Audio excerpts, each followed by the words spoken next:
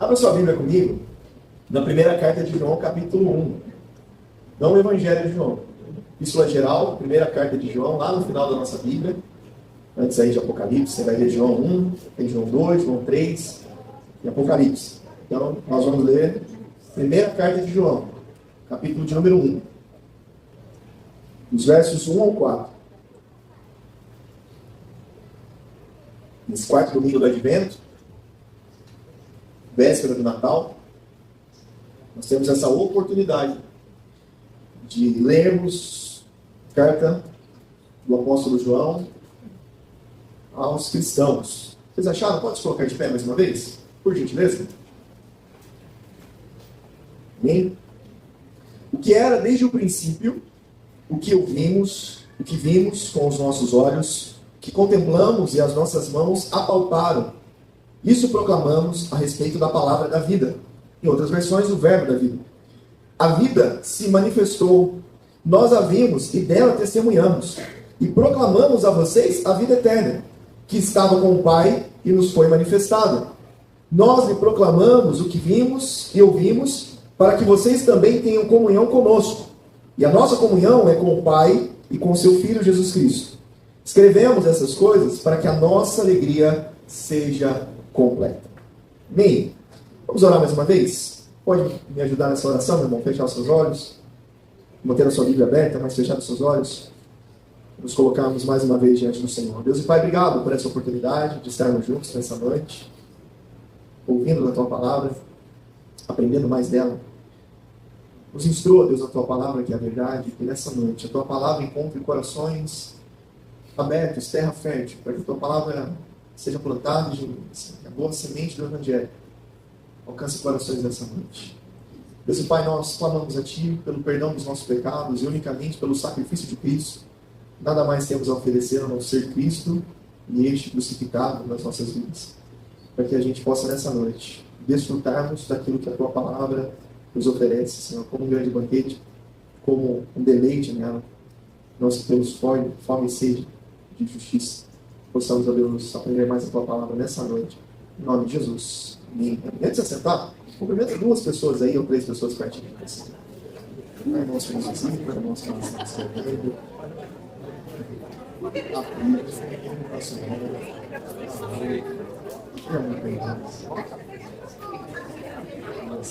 Sei que alguns irmãos têm vergonha desse momento.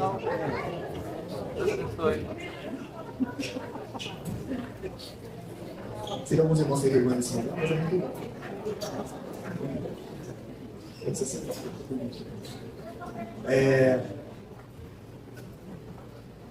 Nós temos falado a respeito de Cristo nesse ano todo.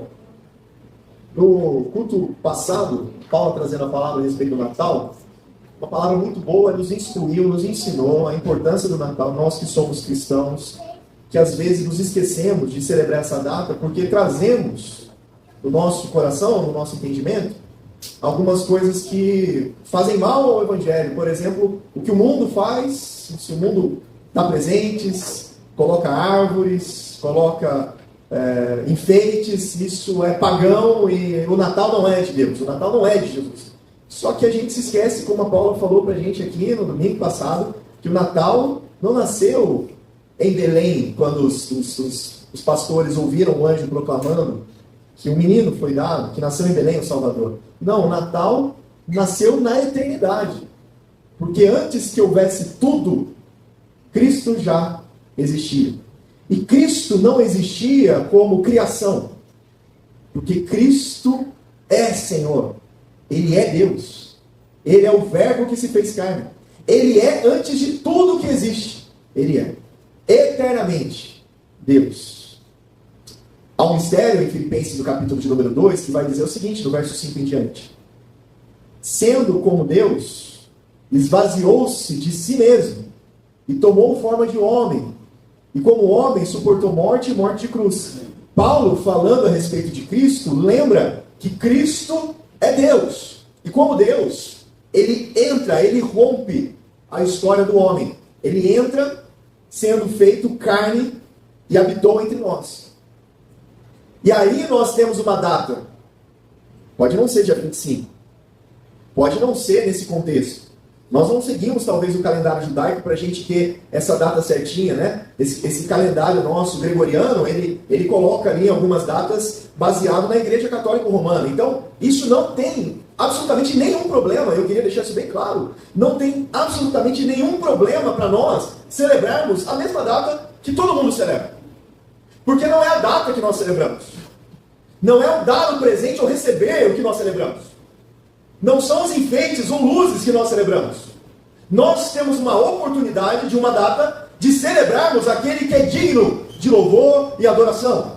Então, independente de data, é a pessoa do Cristo que precisa ser lembrado no Natal. Independente da festa, é o Cristo e esse ressuscitado dentre os mortos, assentado no trono de glória e majestade, que precisa ser lembrado e glorificado não só no Natal, mas todos os dias das nossas vidas.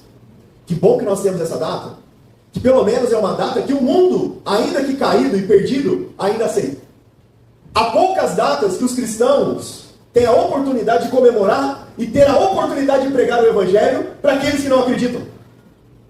Porque na hora que você estiver lá na mesa com a sua família, que não confessou Jesus como Senhor ainda, com aquela ceia linda, glória a Deus que nós podemos comer porco, né? Aquele pernil, aquela leitoa. Desculpa, irmãos que não comem, se escandalizam, mas glória a Deus por isso.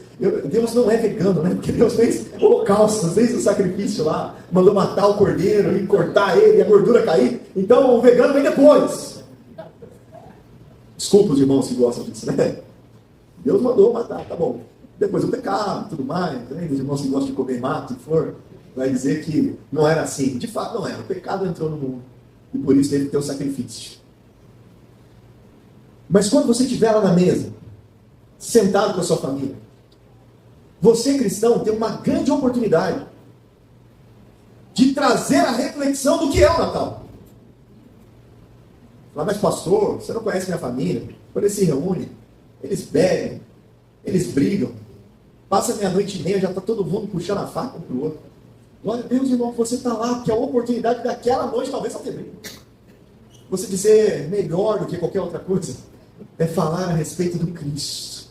Então isso que nós estamos fazendo do partir o pão, da celebração, da alegria, só existe porque Ele é. E o que João afirma, olha que João tem pressa em anunciar essa mensagem, que João não vai dizer, eu, João, apóstolo de Cristo. Né? João não vai dizer isso. João não se apresenta. João não se intitula como um dos 12. A mensagem é tão urgente que João já começa dizendo, no princípio.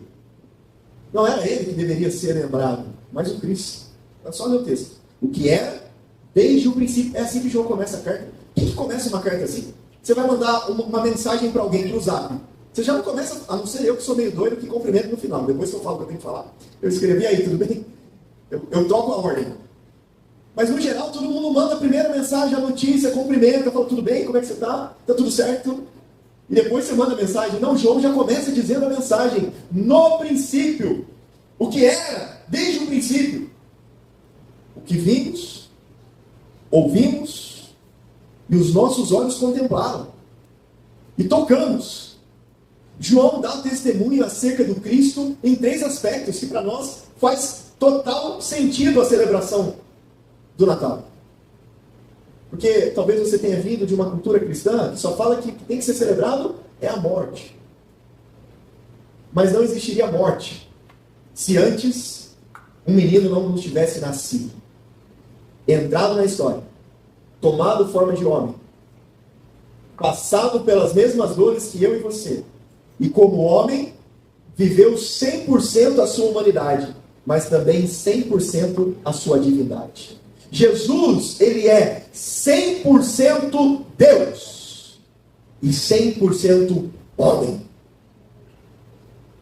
Porque se assim não fosse, nós não teríamos a mesma certeza do que os cristãos do primeiro século e estaríamos seguindo o sofismo, a filosofia, o gnosticismo, que diziam que Jesus se torna Deus quando ele é batizado. Não. No batismo é revelado aos homens, este é o meu filho amado a quem tenho prazer. Mas no nascimento também é revelado aos homens. Nasceu na cidade de Belém, o Salvador. Não num palácio. Não com ouro, com riqueza, com fama, com autoridade pelos romanos. Não. O menino nasceu no estábulo, em meio aos animais. A sua cama não foi um berço bonito, foi uma manjedoura, que era um curral, onde os animais se alimentavam. Neste ambiente, nasce o Redentor, Rei dos Reis, Senhor dos Senhores, dono de tudo que há. E o que João vai dizer, que no princípio era o Verbo estava com Deus, e o Verbo era Deus. Ele estava com Deus desde o princípio. E olha essa parte, meu irmão, sem Ele, nada do que existe, existiria. Cristo fez todas as coisas pela autoridade do Pai. Celebrarmos o Natal é alegria para nós. É esperança de que Jesus também nasce em corações aqui nessa noite. A esperança que Jesus transcenda o fato simbólico do Natal e passe a ser de fato algo verdadeiro nas nossas vidas. Eu sei que a gente gosta da comida. Eu sei que a gente gosta da bebida. Eu sei que a gente gosta de estar naqueles momentos de comunhão. Muitos esperam essa data porque são aqueles momentos que a família se reúne. Mas nada disso faz sentido se o Natal não for vivido de fato com o seu verdadeiro sentido, que é Cristo, e este glorificado, e este reinando eternamente. O que era desde o princípio, o que ouvimos, o que vimos, e os que os nossos olhos contemplamos, e as nossas mãos apalparam. Então João fala a respeito daquele que é o Verbo, e o Verbo que entra na história dos homens. O que João está dizendo, e por muitos hoje ainda não acreditam, e talvez alguns que aqui estejam nessa noite também não acreditem. Jesus não é uma história ou uma fábula. Não é um conto a qual nós não acreditamos. O que João está dizendo é que aquela criança, aquele menino cresceu. E quando cresce, nós ouvimos o que ele falou. O que Jesus falou? O seu ministério foi: eu sou o pão da vida, eu sou a água da vida, eu sou o caminho, a verdade e a vida. Eu sou, e nós já ouvimos isso no decorrer do ano, que só Deus pode usar esse termo. Nenhum judeu usaria o eu sou. Então, quando ele fala a respeito dele mesmo, ele afirma para os homens que ele é Deus. O que João está dizendo é: nós ouvimos. O seu ministério foi audível. Nós ouvimos a proclamação. Nós ouvimos a pregação. Nós ouvimos as boas novas de paz. Nós ouvimos tudo que ele tinha para nós. Nós vimos. Porque nós vimos ele tocar leprosos. Nós vimos ele tocar cegos. Nós vimos ele tocar enfermos. Nós vimos ele expulsar demônios. O que João está dizendo é que eles viram o poder desse Deus. Eles presenciaram o que o Verbo encarnado, o Deus conosco, fez na história dos homens. E ele também não era um transcendente. Não era um espírito vagante. Não era algo que estava fora da nossa dimensão. Não. Nós podíamos tocá-lo. Porque o Verbo se fez carne, a nossa mão tocou. Vocês lembram quando Tomé, e Jesus ressuscitado, olha para Tomé e fala para Tomé: toca aqui, Tomé. Pode tocar. Não é fantasma não, pega aqui. Eu ressuscitei. Eu venci a morte, pode tocar. Você tocou antes. E agora você tocou também quando eu ressuscitei. Você teve a oportunidade de me tocar antes. Mas agora que eu estou com o corpo glorificado, você também está tocando. É isso que João está dizendo para esse povo. Nós testemunhamos aquele que ouvimos, que vemos e tocamos. Jesus entra na história dos homens. Então Jesus é a verdade anunciada aos homens. Por quê? Porque Jesus também é proclamado. O que João proclama para esse povo? Ainda no verso 1. Isso é tudo no verso 1, irmão.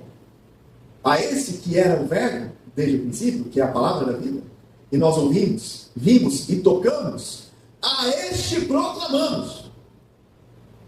Há muitas proclamações e não é do Verbo.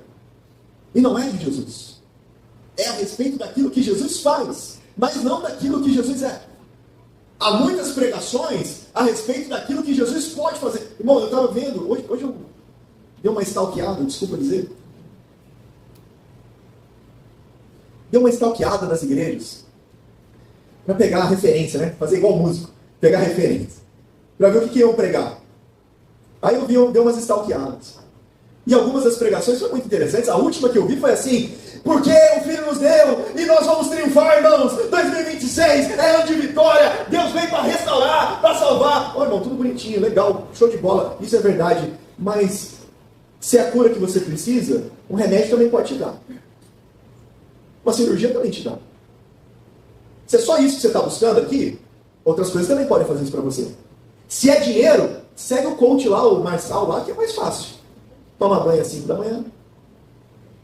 Gelado. Eu nunca fiz isso. Se é só isso. Se você busca prosperidade financeira, então não é o evangelho que você está buscando, é o evangelho de Cristo. Tem outras coisas para te dar. Se você vem com o intuito de fazer network e falar assim, uma relação de igreja e família, para que a gente feche bons negócios, irmão, tem lugar melhor para fazer isso do que aqui. Porque aqui, irmão, está todo mundo nisso. 2026 com dívida. Quem não tem um carnezinho para pagar? Tem lugar melhor para isso. Note que a preocupação de João não é isso. A preocupação de João é proclamar o Cristo, o Verbo encarnado, o Deus sobre todas as coisas, o Filho de Deus que tomou forma de homem e habitou entre nós. Ele vai dizer no restante do verso primeiro: a isso proclamamos. O que proclamou? No princípio era o Verbo. O Verbo estava com Deus. E nós vimos a sua glória. A glória do unigênito do Pai. João, no capítulo 1, verso 14, vai dizer o seguinte: essa eu aprendi com o Jânio. Eu seguia falando, mais uma que eu aprendi com o Jânio. O pastor Jânio tinha boas aqui. Outras que eram mais difíceis, mas umas muito boas. A gente sempre fala, ninguém viu a Deus, ninguém viu a Deus. Está errado. Como está errado? A gente sempre fala a mesma coisa. Ninguém viu a Deus, ninguém viu a Deus. Moisés não pôde ver a Deus. Moisés se visse morria. Mas o Deus foi revelado em quem? No Filho. Jesus fala no capítulo 1, verso 14: quem vê a mim, vê o Pai. Então, se ninguém viu a Deus, olha para o Filho, porque o Filho revela o Deus a quem ninguém viu. Nele nós vemos o Pai. Nele nós vemos o Deus Criador. Porque nós vemos o Filho. Entendeu, irmãos? Amém? Fica com essa, como diz o irmão Cris. Eu também falava, mas ninguém viu a Deus, ninguém viu a Deus. E aí, quando nós começamos a estudar a palavra, nós vemos que o Filho é a plenitude da revelação do Pai. Isso está em Efésios. Quando nós vemos Colossenses no capítulo 1, Deus resolveu revelar no Filho todas as coisas nos céus e na terra. É só ler. Jesus, o Verbo encarnado, é a manifestação da glória de Deus. Isso é maior do que o remédio, do que a cirurgia, do que a cura. Nós estamos aqui para celebrar, sim, tudo que Deus fez nas nossas vidas no decorrer do ano. Mas ainda que Ele não tivesse feito, Ele é Deus e é Ele que nós precisamos, além de tudo. Se Deus fizer, Ele é Deus. Se Ele não fizer, continua sendo Deus nas nossas vidas. Nós passamos pelo velório da irmã Manice, e os irmãos estavam aqui, e eu tive a oportunidade de conduzir o velório da nossa saudosa, agora saudosa irmã Manice. E aí, quando eu fui lá atrás, perguntei para o pastor Luiz, ele estava meio demorando para vir ainda, e a família ali, eu falei, o que eu faço? Ele falou assim, eu já tinha falado para o pessoal começar a cantar, mas é difícil, né? Você falar com o irmão de louvor é coisa muito difícil. Ele diz, mas e o pastor Elias? Eu falei, irmão, eu estou falando, canta, vamos cantar. Não, mas como é que ele está? Eu fui lá perguntar, ele chegou para mim e falou assim, Júnior, vai cantando. Eu falei, então, eu falei isso, agora tem que falar que o senhor falou isso aí, que aí pode ser que eles cantem. Aí voltamos, eu falei, olha, ele mandou cantar, canta. E foi um canto misturado com choro, misturado com lamento, mas ao mesmo tempo uma paz e uma alegria. E ao mesmo tempo a boca se enchia de riso e os olhos cheios de lágrimas da saudade, e depois a gente lembrava do que Jesus é, e nós tivemos uma oportunidade de experimentar aquilo que o John Piper vai dizer no seu livro Em Busca de Deus, a teologia da alegria, que vai dizer que da angústia, das dores da alma, nasce um verdadeiro louvor, aquele louvor que não é algo montado, mas algo que vem do nosso coração e celebra o Senhor. E em meio às lutas e dificuldades, nós celebramos o nosso Criador. Tivemos essa oportunidade. Algo que dificilmente nós viveríamos hoje. Que hoje, daqui a pouquinho, nós vamos estar cheirinho, a gente vai rir. Mas ali, com o corpo presente, com o luto, sendo consolados pela presença e o poder de Deus, é algo que só aqueles que entenderam quem era no princípio, estava com Deus e era Deus, É só aqueles que conseguiram tocar, ouvir e ver esse Jesus que conseguem contemplar isso. Isso é algo que só para quem nasceu de novo pode experimentar. E só quem nasceu de novo vai continuar proclamando. Porque senão você vai proclamar que Deus te deu carro, que Deus te deu casa, que Deus te deu roupa nova, que Deus te deu dinheiro no banco, ou que Deus te deu a oportunidade de fazer qualquer coisa. E eu pergunto, e aonde que você fala que Deus te deu Cristo? E este na minha vida é tudo. E este na minha vida eu me alegro. E este na minha vida eu celebro. E este na minha vida eu deleito. Se tudo que você fala é mais do que Deus, talvez você esteja vivendo aquilo que Paul Tripp vai dizer. Nós, às vezes, somos tentados a adorar mais aquilo que Deus nos dá do que aquilo que Deus é. Vamos continuar. A vida se manifestou, verso 2. Nós a vimos e dela testemunhamos. E proclamamos a vocês a vida eterna. Qual é a vida eterna, irmãos? Não é vivermos para sempre, mas é entendermos que Cristo é a vida eterna. Ele rompe a morte, nele a vida. Ele ressuscitou dentre os mortos. A eternidade é dele, é ele. Para sempre é o Senhor. E nós com ele também habitaremos. Que estava com o Pai. Olha só, lemos o verso de número 2. Proclamamos a vocês quem? A vida eterna. Que estava com o Pai. E nos foi manifestado. João entendeu que Deus é eternidade, que Cristo é eterno.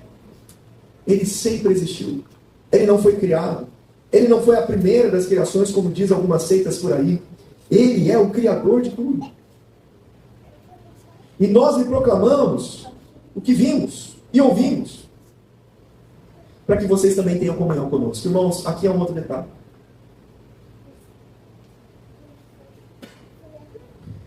Comunhão verdadeira, pelo menos isso deveria ser uma realidade nossa como corpo de Cristo. Comunhão verdadeira só deveria ser de fato com aqueles que nasceram de novo nas nossas vidas. Aqueles que nasceram de novo, assim como as nossas vidas nasceram de novo. Vou explicar, porque ficou confuso. Comunhão verdadeira só tem aqueles que professam a mesma realidade que nós. Eu tenho muitos amigos. Amigos, inclusive, que foram meus padrinhos de casamento. Amigos. Quem tem amigo aqui há mais de 30 anos? Só para eu ter uma ideia. Eu tenho amigos há mais de 30 anos. Um dos padrinhos meus de casamento, um que é o menorzinho de todos, eu até lembro de um dos casamentos que eu fui padrinho dele. Foi até na igreja católica que eu fui padrinho dele. E aí ele tem um momento que entra as crianças, entra todo mundo. Aí o meu outro amigo de infância olhou para o meu irmão e falou assim, pronto, perdemos o Rafael no meio das crianças. Porque ele é tão pequenininho, igualzinho, o noivo pequenininho. Esse é o amigo que eu tenho há mais tempo na minha vida. Ele é meu amigo de pré-escola, prézinho, sabe pré-etapa que você chama aqui? Então eu sou amigo dele, a minha mãe é amiga da mãe dele, desde os 3, 4 anos de idade. Há 36 anos. Passei vários momentos da vida com ele. Quando o pai dele faleceu, a primeira pessoa que ele correu para falar, não sabia o que fazer, ele bateu em casa e me chamou. O pai dele era um motorista de caminhão e morreu por uma intoxicação de leptospirose, que ele ficou ajudando o pessoal nas enchentes, colocou o caminhão dele para tirar as pessoas das casas, pegou essa infecção e morreu. Ele tinha 12 anos de idade, Rafael, quando isso aconteceu. É meu amigo. Mas eu não consigo dizer que eu e o Rafael nós temos comunhão. Porque até mesmo quando nós vamos falar a respeito de algumas coisas a respeito da fé, ele não concorda que Jesus é o único suficiente salvador das nossas vidas, que não precisa de outra coisa além de Cristo. E às vezes, outros que falam ser cristãos também não temos comunhão. Irmãos, isso é muito difícil, porque a gente está vivendo um tempo onde às vezes até os nossos jovens falam que o melhor amigo deles é o amigo da escola, que não professam a mesma fé. E a resposta disso para mim e para você não é o porquê que o jovem busca no mundo o seu amigo verdadeiro. É porque nós não temos sido amigos uns dos outros ao ponto de sermos aqueles que professam a mesma fé e vivem em comunhão uns com os outros. Eu não vejo um problema nesses que buscam fora. Eu vejo que nós, como filhos mais velhos, somos aqueles que colocamos o outro para fora. Porque é só nosso. A gente não abre o banquete para os de fora. Jacó compartilhou comigo um grande banquete do Marcos Teles. Escuta só se você tiver coragem.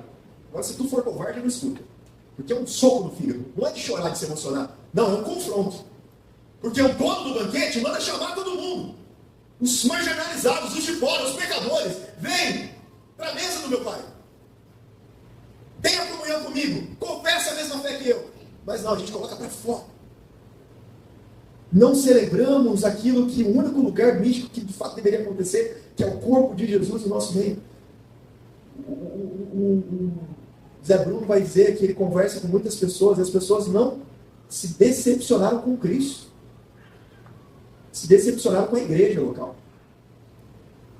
Com pessoas que a feriram. Com pessoas que a machucaram. Com pessoas que não tiveram a oportunidade de abraçá-las. Irmão, parece que a gente está vivendo um tempo onde a alegria não pode mais tomar conta do nosso coração. Se no meio de um velório a gente ri, rapaz, arruma briga. Lá no final de madrugada tinha poucas pessoas, aí ficou eu e aqueles amigos nossos de igreja de antes. E o que a gente começou a lembrar? Lembrar dos momentos que a irmã Vanice brigava com a gente, que no retiro ela batia a porta, gritava com a gente, vai todo mundo dormir. E a gente lembrava do pessoal que desafinava no louvor. A gente começou a lembrar de muitas datas da nossa vida que marcaram a nossa história. E era no velório. De repente a gente riu. E naquele momento fez sentido muita coisa para mim, porque só celebra aquele que sabe aonde o meu irmão, que morreu antes, está. Porque eu voltei com ela, mas ela não vai voltar para mim.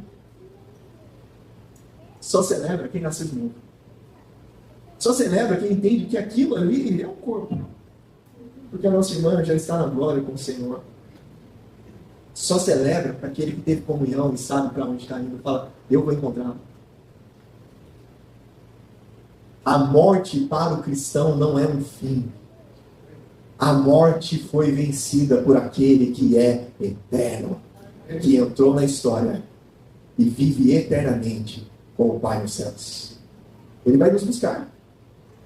Nós, se tiver, como a gente não vai ter o último culto antes do final do ano, a gente poderia falar do quinto advento, que é o quinto domingo do advento, que seria o quê? Jesus voltando e entrando novamente na história para resgatar os seus. Apocalipse, no capítulo 22, vai dizer que Ele vai enxugar de nós todas as lágrimas, não há mais pranto, nem dor, eis que as coisas velhas se passaram, e eis que tudo se fez novo. Esse Natal que nós celebramos, vai ser celebrado no céu, eternamente, para a glória do Senhor. Ele volta, não mais como menino, mas como rei em glória, em majestade, resgatando a sua igreja. Só celebra quem tem comunhão uns com os outros. E por último, é isso que essa carta vai nos dizer. Para que se complete a nossa alegria. Qual que era a alegria de João? Que mais pessoas reconhecessem Jesus também como seu Senhor e Salvador. Está aqui, está no texto. E isso porque nós proclamamos, para completar não a alegria de vocês, a nossa alegria, que está proclamando Jesus e convidando para que você também faça parte. Continua lendo aí. Olha o verso número 4. Escrevemos essas coisas para que a nossa alegria seja o quê? Completa. A alegria do cristão não é ter bens. A alegria do cristão não é ter riqueza. Isso é passageiro, transitório. A alegria do cristão é quando vê outro perdido pecador se transformando em filho, vivendo a mesa. Não o filho mais velho que fala para o pai quando aquele pecador vem e se arrepende do seu pecado e fala para o pai, quanto tempo estou contigo e não me destes nada para celebrar com os meus amigos, nem uma ovelha, nem um carneiro, nada. E aí nós temos que ouvir de Deus nessa noite a mesma coisa que o filho ouviu. Filho, tudo que tenho é teu. Mas este seu irmão estava morto e reviveu. Não deveríamos nós também nos alegrarmos e celebrarmos com ele? É isso que João está dizendo.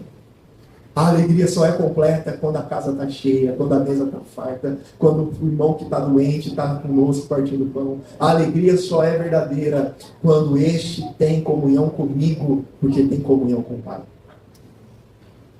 Que o Natal, essa celebração a qual nós temos, seja verdadeira nas nossas vidas. E a verdade é essa. Desde o princípio que ouvimos, vimos, os nossos olhos contemplamos e as nossas mãos apalparam, isso proclamamos a redenção, para que a nossa alegria seja completa de vivermos nessa missão. Irmãos, eu espero que 2026 seja diferente. Eu sei que muitos aqui ainda vão para outros lugares, têm outros planos e outros projetos, mas eu espero que 2026 seja diferente. Você sabe, irmãos, eu particularmente não gostaria de parar as nossas celebrações. Mas se você não se envolve e não se alegra ao ponto de compartilhar e ser um que, junto comigo, trabalha no reino, eu não consigo, porque eu fico sobrecarregado, não consigo fazer sozinho. Se você continuar 2026 como alguém que vem nessa igreja e senta nos bancos para ouvir uma boa mensagem e um bom louvor, você não entendeu o que o João está dizendo da alegria de proclamar as boas novas ao outro. Porque aí nós nos tornamos aqueles crentes que consomem, e não aqueles crentes que são discípulos. Dietrich Bonhoeffer vai dizer que o discipulado custa para nós tudo. Custa as nossas vidas. Ser discípulo de Jesus não custa só os seus domingos e horários de culto e terças-feiras ou sextas-feiras de oração. Ser discípulo de Jesus custa a nossa vida, as nossas finanças, a nossa família, o nosso conforto. Ser discípulo de Jesus custa tudo. Será que somos discípulos de Jesus ou somos ouvintes somente? Será que somos discípulos de Jesus e celebramos o Natal ou somos somente mais um daqueles que durante os anos celebram o Natal como se fosse mais uma data? Será que entendemos de fato quem Cristo é em nossas vidas e o aceitamos como Senhor e derramamos o nosso coração diante dele e nos tornamos aqueles que o Senhor nos chama para ser? Ou somos só mais uns espectadores que gostam de consumir aquilo que Deus faz nas nossas vidas e nos dá? Porque Ele é bondoso, Ele é misericordioso, Ele nos abençoa com tudo que a gente precisa. E esse não é um problema. O problema é que tipo de resposta que a gente dá a isso.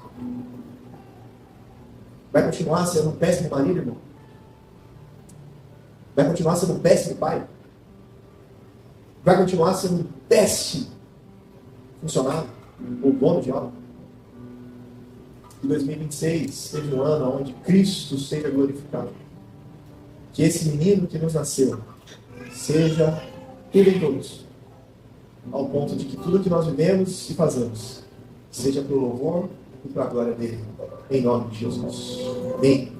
Escolhe, vamos orar.